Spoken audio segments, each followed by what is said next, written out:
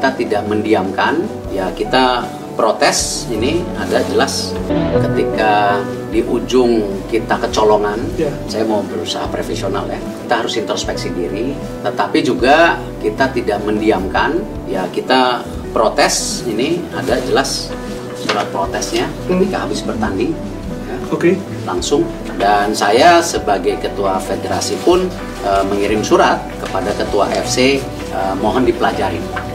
Kalau pemain protes, tapi kalau saya sebagai ketua federasi, saya memohon dipelajari.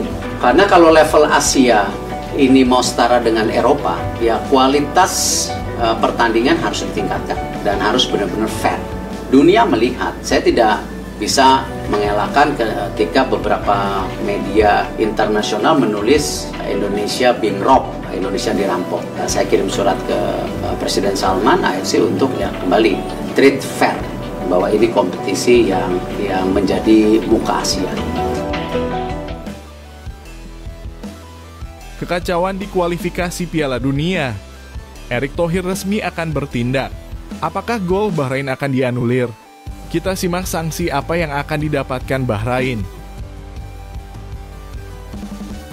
Kevin Dix dan Erick Thohir sudah salaman.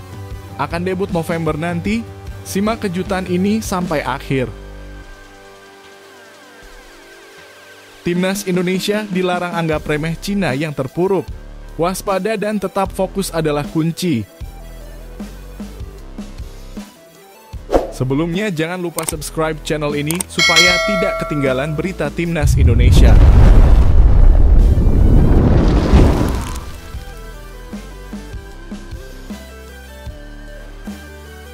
Kekacauan di kualifikasi Piala Dunia. Erick Thohir resmi akan bertindak. Apakah gol Bahrain akan dianulir? Kita simak sanksi apa yang akan didapatkan Bahrain. Timnas Indonesia meraih hasil mengecewakan setelah ditahan imbang 2-2 oleh Bahrain dalam pertandingan kualifikasi Piala Dunia 2026. Seharusnya skuad Garuda dapat meraih 3 poin penuh mengingat mereka sempat unggul hingga menit ke-96. Namun momen petaka terjadi saat Bahrain berhasil menyamakan kedudukan pada menit ke-99. Gol tersebut muncul dalam situasi yang kontroversial karena dicetak setelah waktu tambahan yang seharusnya hanya 6 menit. Meski demikian, wasit Ahmed Al-Kaf tetap mengesahkan gol tanpa melakukan pemeriksaan melalui VAR yang memicu kekecewaan dan protes dari banyak pihak. Ketua Umum PSSI Erick Thohir tidak tinggal diam dan segera mengirimkan surat protes kepada AFC terkait keputusan wasit tersebut. Dalam pernyataannya, Erick menekankan bahwa surat tersebut merupakan upaya untuk menegakkan keadilan bagi Timnas Indonesia. Tentu dengan kejadian kemarin kita melayangkan surat protes langsung. Saya sudah kirimkan surat juga kepada Presiden AFC untuk mempelajari, ujar Erick. Ia menambahkan keputusan tetap di tangan mereka. Tapi paling tidak kita harus kembali berani menyuarakan ketidakadilan. Tidak hanya berhenti di situ, Erick Thohir juga mengambil langkah cepat dengan menghubungi para pemain Timnas Indonesia secara langsung setelah kontroversi tersebut. Melalui pesan digital, Erick menyampaikan dukungan dan motivasi kepada setiap pemain. Mengingat laga selanjutnya melawan Cina, ia ingin memastikan tim tetap fokus dan tidak terpengaruh oleh hasil sebelumnya. Saya text message satu-satu semua pemain, bahwa yang sudah lewat kita fokus ke depan. Kita punya mimpi besar 15 poin. Hari ini baru 3 poin, 3 pertandingan. Kalau lawan Cina dapat 3 poin berarti 6 poin, jelasnya. Tindakan Erick ini menunjukkan betapa seriusnya situasi yang dihadapi oleh Timnas Indonesia. Dengan perasaan yang masih menggebu setelah insiden kontroversial tersebut, para pemain diharapkan dapat segera beralih fokus dan tetap optimis dalam mengejar target di kualifikasi Piala Dunia. Namun bagaimana reaksi AFC terhadap protes ini? Apakah Timnas Indonesia akan mendapatkan keadilan yang mereka cari? Pertanyaan-pertanyaan ini semakin menambah ketegangan dan rasa penasaran di kalangan penggemar sepak bola tanah air. Kevin Dix dan Erick Thohir sudah salaman. Akan debut November nanti. Simak kejutan ini sampai akhir.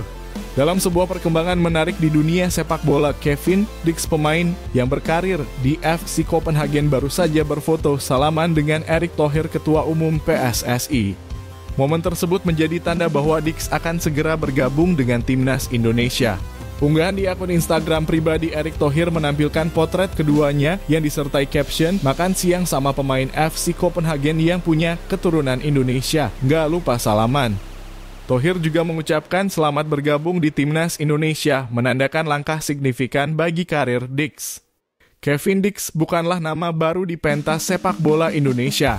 Sejak tahun 2022 rumor mengenai kemungkinan dinaturalisasinya Dix telah beredar. Dia sempat direncanakan untuk menjadi bagian dari generasi pemain yang dinaturalisasi di era pelatih Sintayong bersama dengan 3 pemain lainnya, yaitu Sandy Walsh, Jordi Amat, dan Mads Hilgers. Namun proses tersebut terhambat ketika Dix dan Hilgers memutuskan untuk tidak melanjutkan proses naturalisasi. Hassani Abdul Ghani, anggota Exco PSSI saat itu, menyebutkan bahwa keputusan mereka dipengaruhi oleh ketidaksetujuan orang tua. Kini situasi berubah drastis. Dix akhirnya mendapatkan dukungan untuk melanjutkan proses naturalisasinya dan dipersiapkan untuk membela timnas Indonesia. Dengan skuad Garuda yang tengah berjuang di babak ketiga kualifikasi Piala Dunia 2026 zona Asia, kehadiran Dix diharapkan dapat memberikan dorongan baru bagi tim. Dix yang memiliki pengalaman di Liga Eropa diprediksi dapat memperkuat lini pertahanan atau serangan timnas. Para penggemar sepak bola Indonesia kini sangat menantikan langkah-langkah selanjutnya dalam proses naturalisasi ini, serta bagaimana Kevin Dix akan beradaptasi dan berkontribusi untuk meraih impian besar lolos ke Piala Dunia. Momen salaman ini tidak hanya sekadar foto, tetapi bisa jadi merupakan awal dari sebuah perjalanan baru yang mendebarkan bagi timnas Indonesia.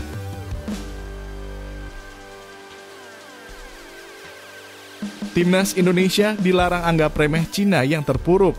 Waspada dan tetap fokus adalah kunci. Menjelang pertandingan penting di matchday keempat grup C kualifikasi Piala Dunia 2026 zona Asia, manajer timnas Indonesia Sumarji memberikan peringatan kepada para pemainnya untuk tidak menganggap remeh tim Cina yang saat ini sedang dalam kondisi terpuruk.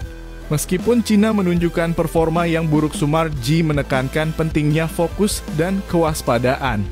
Saat ini timnas Cina berada dalam posisi yang sangat sulit di putaran ketiga kualifikasi Piala Dunia 2026.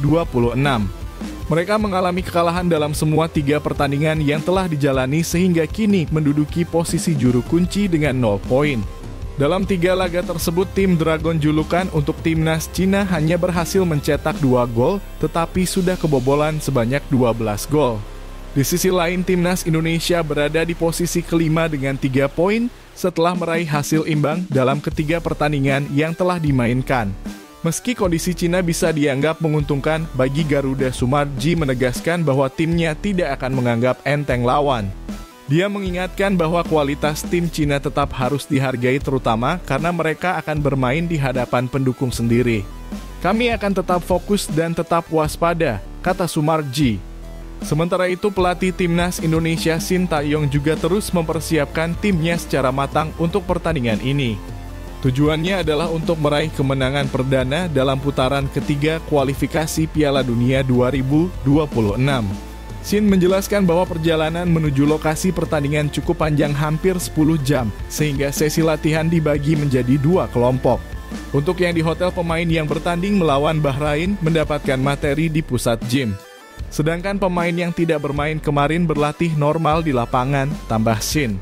Dengan segala persiapan yang dilakukan, harapan untuk meraih hasil positif tetap menyala.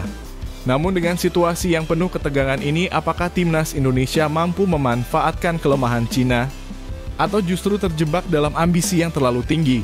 Pertanyaan ini menambah ketertarikan dan ketegangan menjelang pertandingan yang diharapkan bisa menjadi titik balik bagi Garuda.